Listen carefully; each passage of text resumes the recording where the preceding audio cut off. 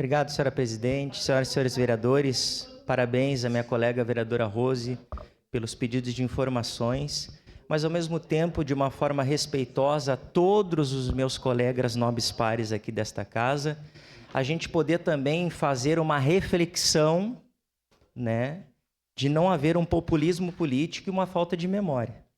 O governo do PT prometeu um plano de previdência do engodo, a qual, depois de muitos anos, teve alguém que teve que ter coragem para poder colocar as coisas em ordem e teve o compromisso de fazer uma reforma da Previdência de uma forma para não comprometer e garantir a aposentadoria dos servidores de uma forma responsável, não de um formato que gostaria, mas do menor impacto possível.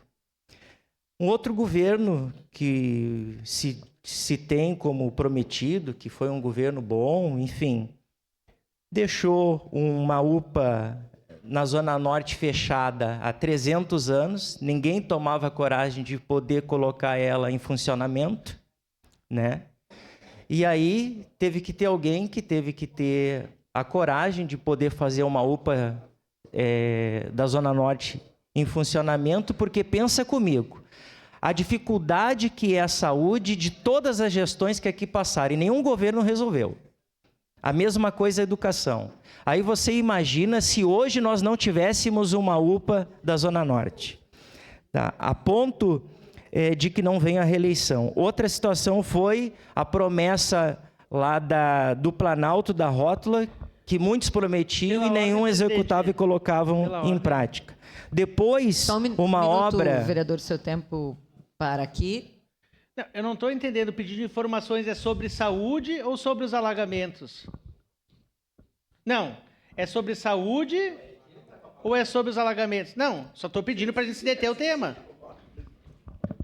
Feita a solicitação, se pudesse manter dentro dessa objetividade do tema para a declaração do voto. Mas é bom que já deu um sinal, o chapéu serviu.